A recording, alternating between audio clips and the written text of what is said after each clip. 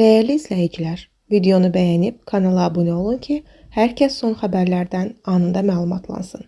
Əməkdar artist Dilarə Əliyeva qonaq canlı proqramında qonaq olub. Xəbər verilir ki, aktrisanın ad günü münasibətilə təbrik etmək üçün efirə qaynanası xalq artisti Elmira İsmailova da qoşulub. Dilarə, gözəl balam, səni təbrik edirəm. Allah sənə uzun ömür, xoşbəxtlik versin. Həmişə olduğun kimi ol. Necə ki mənim ürəyimdə yer tapmısan. Sən mənim qəlbimdəsən. Min yaşayasan. Balalarınla, öz işlərinlə, yaradıcılığınla, uğurlarınla xoşbəxt olasan.